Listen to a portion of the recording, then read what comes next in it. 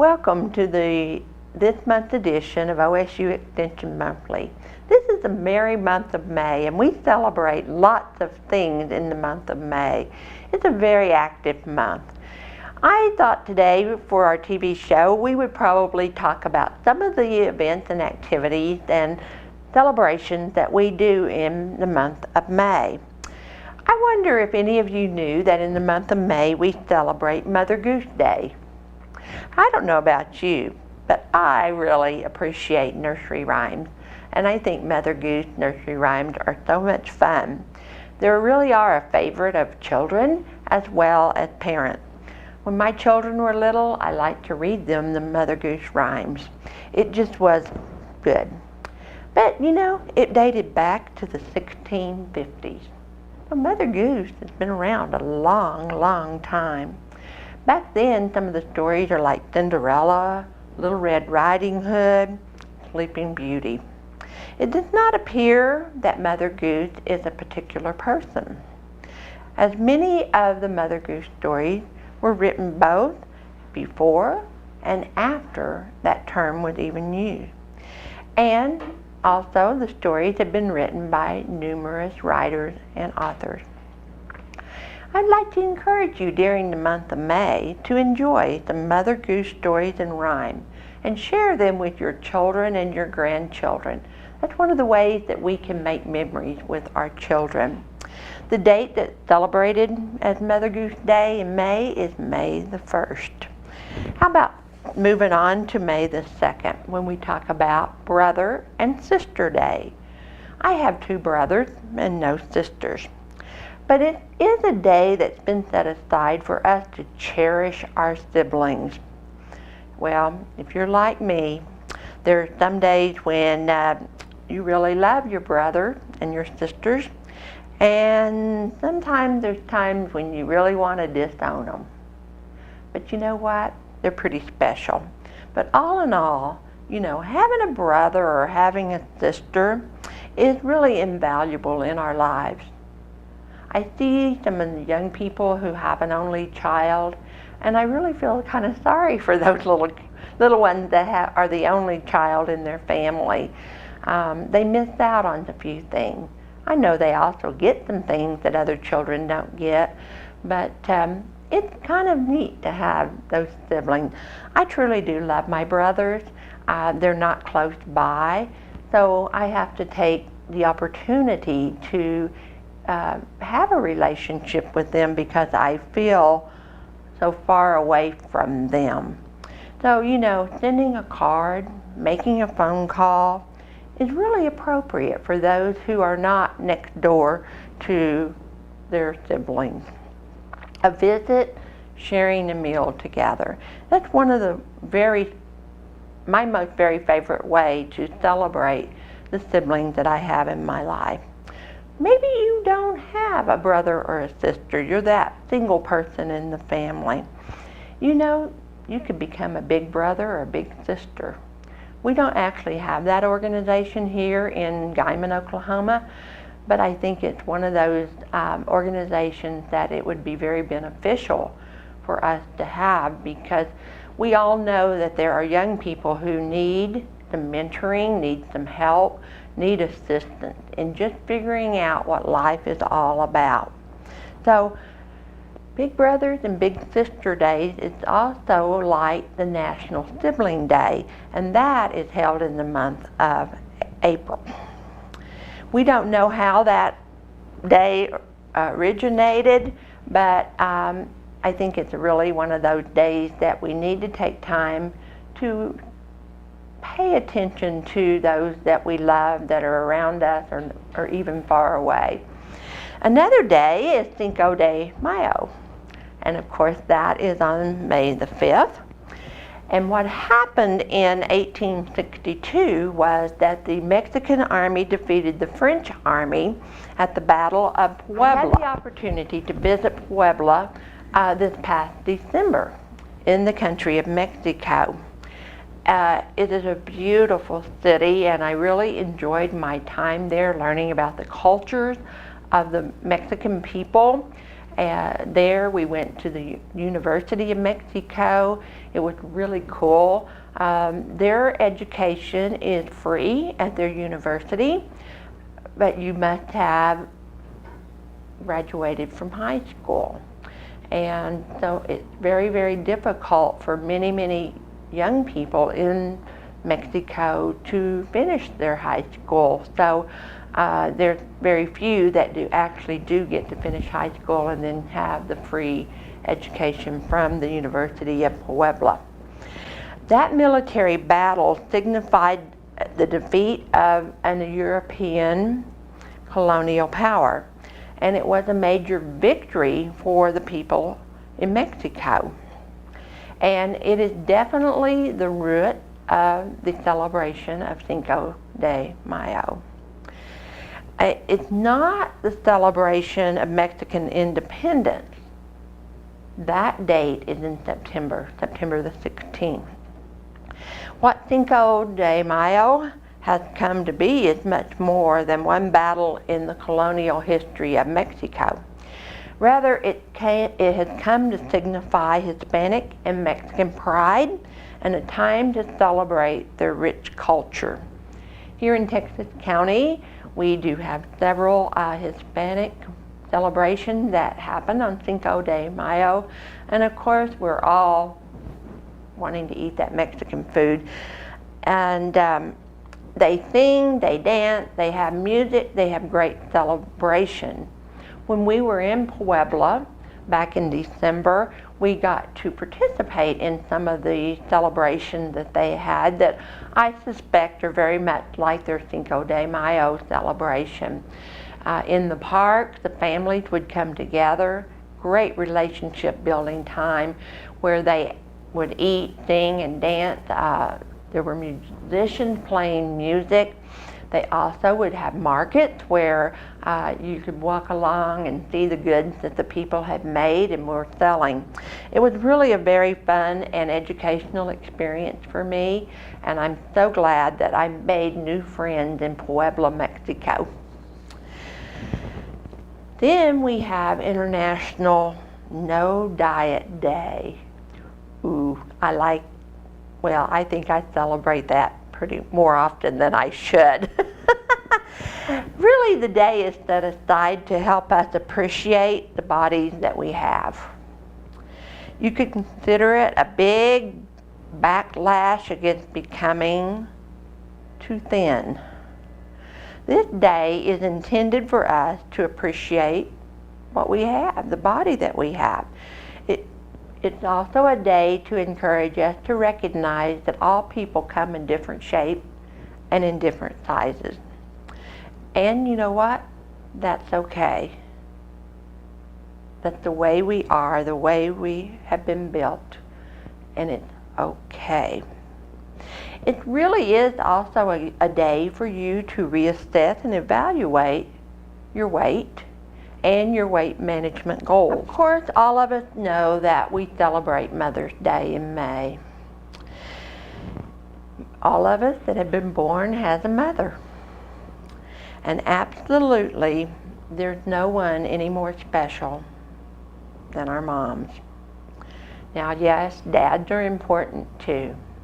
Don't want to forget about them. And grandparents, they're special too. But mom, well, they're just kind of the greatest. They're the ones that we sometimes take for granted, all of the things that they do for us. But we always know they are going to be our greatest supporter. They want the best for their children, the best for their family. And of course, in a mother's eye, we're pretty special too. I know that my children calls me on Mother's Day, and we have such a good visit. We bring up memories and talk about things that were funny in the past, things that weren't so funny. So sometimes you really understand the importance of your mother when you no longer have your mother. My mother passed away about 9 years ago, and I still miss her every day. I miss her advice. I miss her humor. I just miss her. And so if you still have your mother, be sure you treat her with respect and with the love that she deserves. The first Mother's Day was May the 10th, 1908 in Philadelphia, Pennsylvania. And it was a celebration of mothers.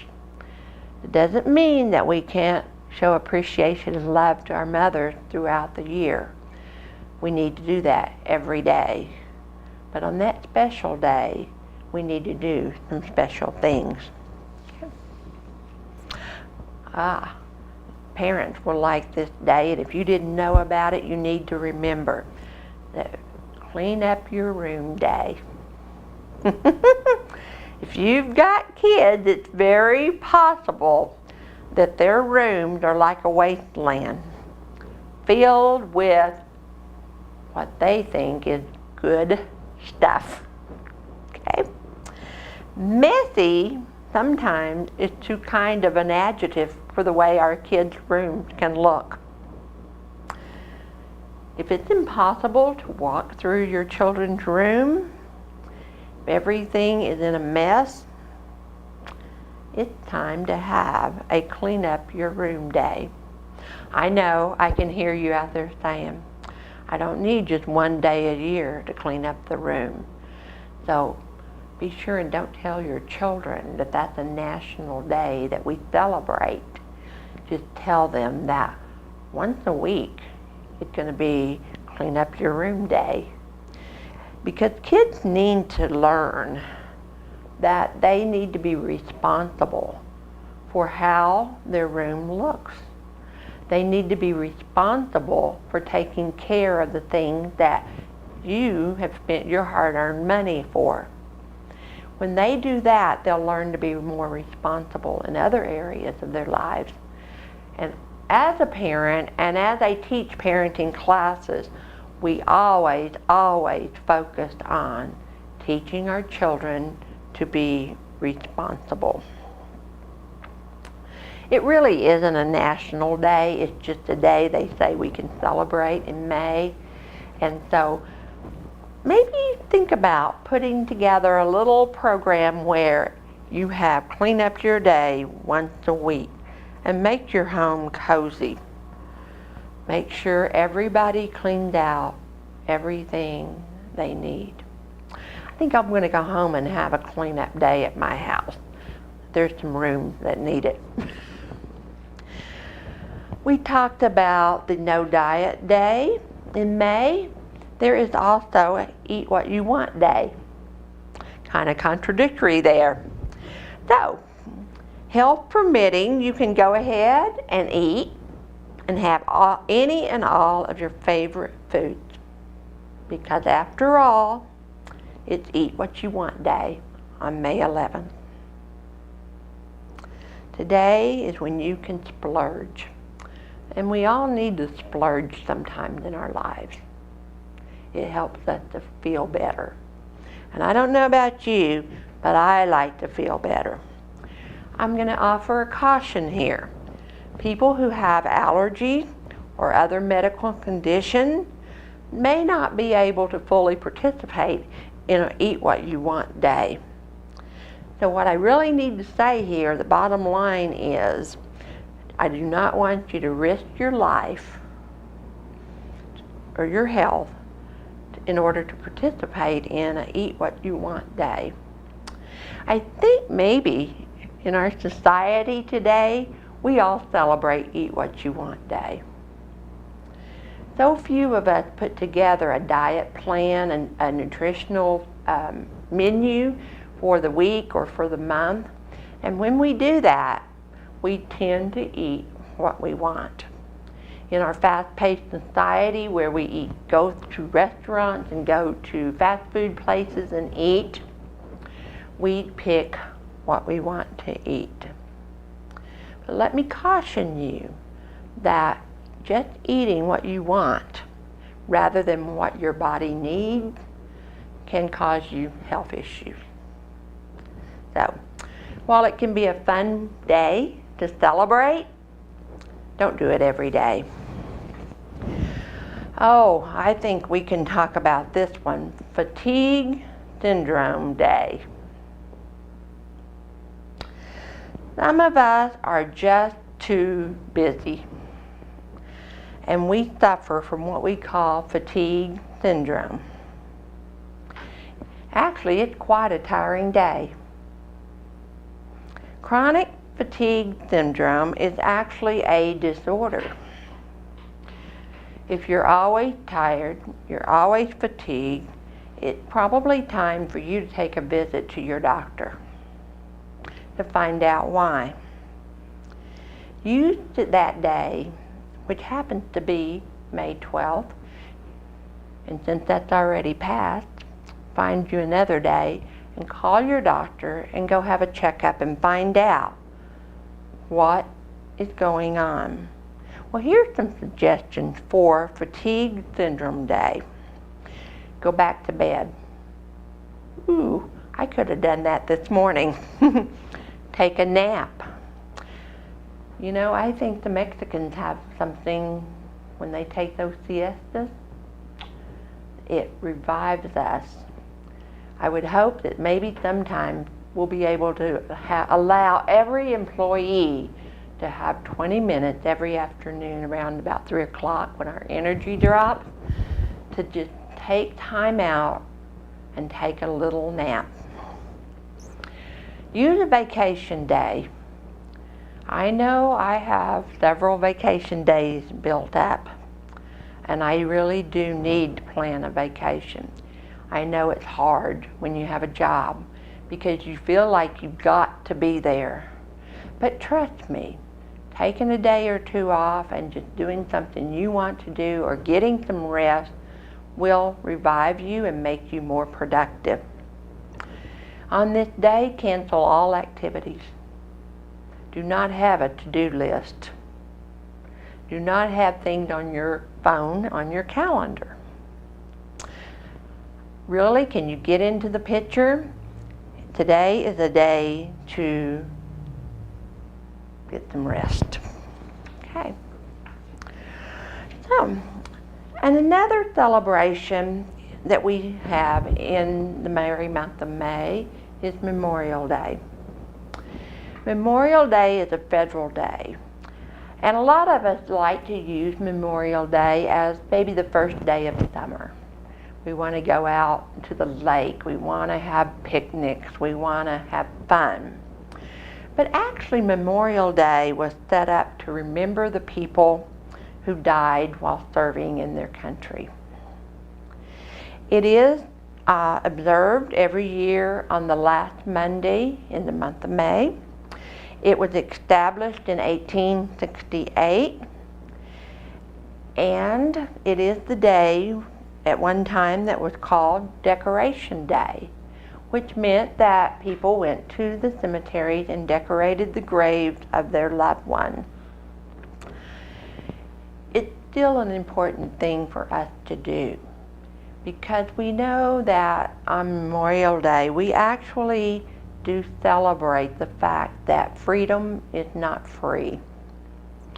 As many of you out there in viewing land may realize and know, my husband and I and our family lost our son, Luke, Second Lieutenant Luke James, back in January of 2004. Each year we offer a scholarship contest for some Hooker FFA kids and Texas County 4-H kids. What I'd like to do to end the show today is to maybe read a couple of those essays that have been written. These are by junior and senior members in high school, and just help you to understand perhaps that freedom is not free, and that is the reason that we celebrate Memorial Day on the last Monday of the month. This one is titled, Why Freedom is Not Free. Freedom isn't free. What does that statement mean? A retired United States Air Force Colonel, Walter Hitchcock, first coined it. The saying is also engraved into one of the walls at the Korean War Veteran Memorial. The phrase expresses gratefulness for the service of the men and the women in the military. stating that the freedoms enjoyed by many citizens in all countries are only possible through the risks taken and sacrifices made by those in the military, drafted or not. John F. Kennedy once said to the American people, "Ask not what your country can do for you.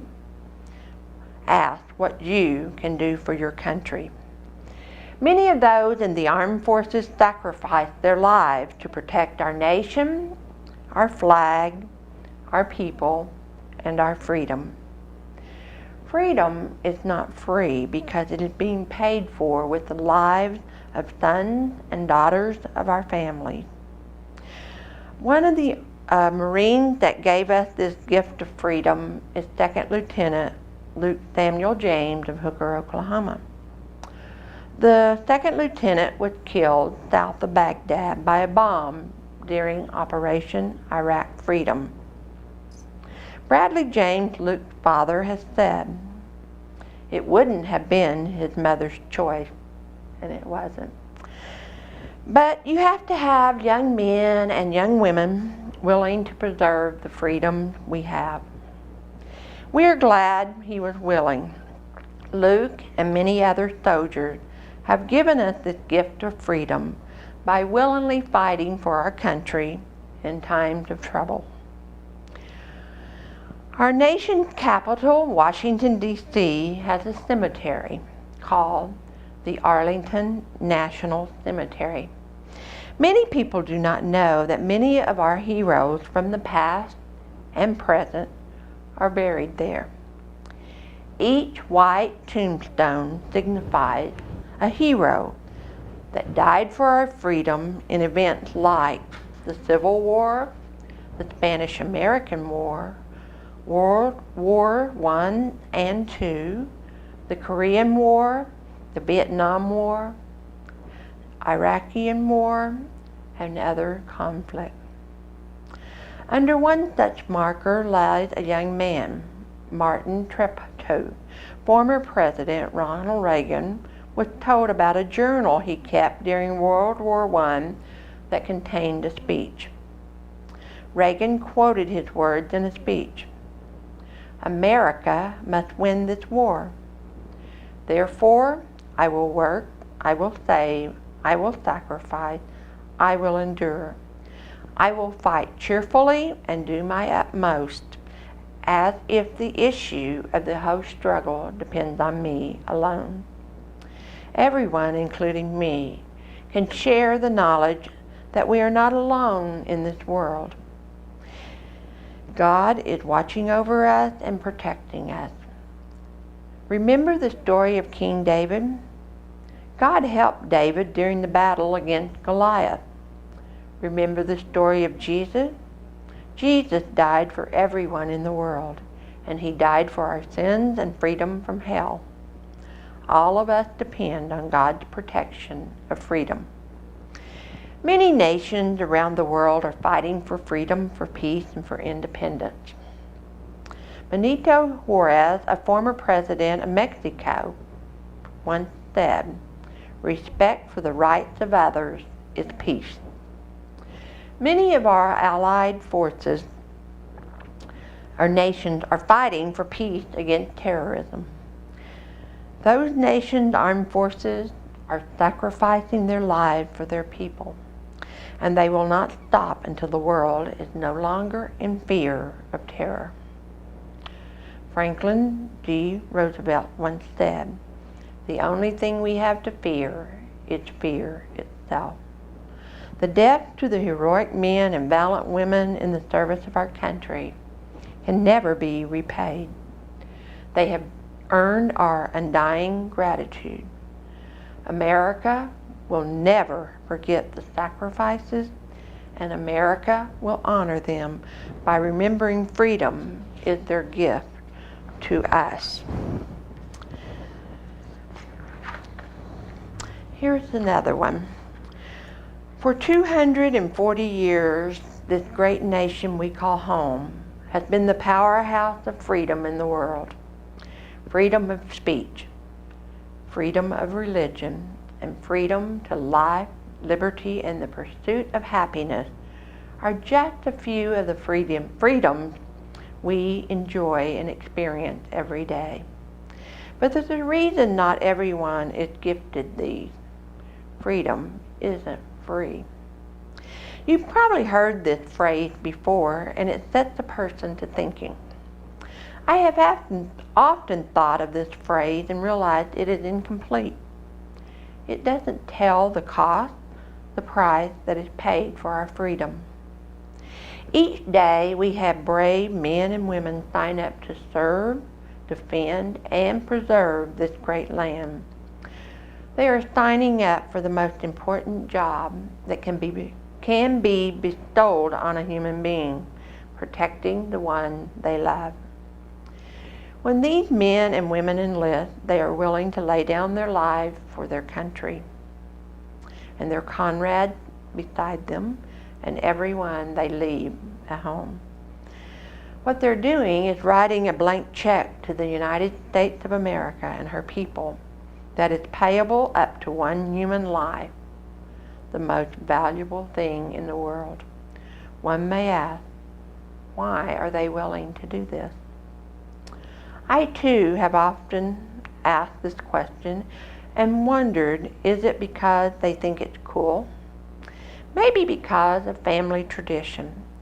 Or maybe it's because they need a job and it's their only option. All of these are wrong.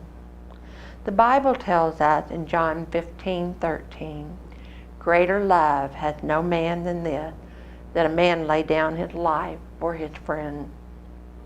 The ultimate sacrifice is given for the ultimate love. These heroes travel across the world in our defense to it out of love. This past summer, I was gifted the experience of visiting our nation's capital through the Washington Leadership Conference. During this trip, we toured the monuments and memorials in Washington, D.C. I saw many amazing things that impacted my life, but none of the sites did so much as Arlington National Cemetery. I can remember walking through the gates and seeing the visitor center.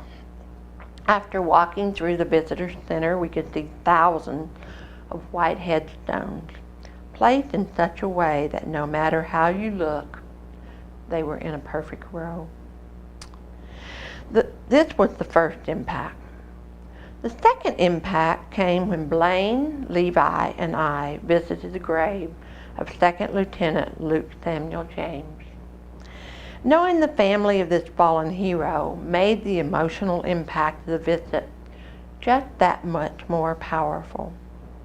Words cannot describe the feelings that passed through me.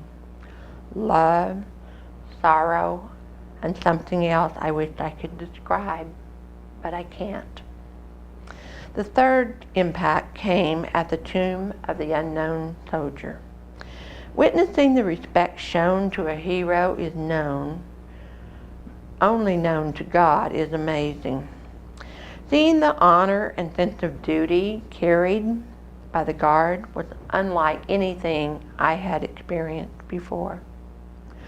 Looking at that tomb and knowing that a young man had laid down his life for his country, yet he would never have his name or face remembered, showed me that these heroes don't fight for glory or fame. They fight for love, for honor, and so that the next generation can experience the same freedom that they have. The American soldier is a true hero. Freedom is not free. It is bought with the blood and lives of true heroes who have and will always be willing to give the ultimate sacrifice for you and me. I hope you have a wonderful Memorial Day, and I hope that you do remember those who are serving our country at this time, as well as those who have given the ultimate sacrifice. Thank you, and enjoy the merry month of May.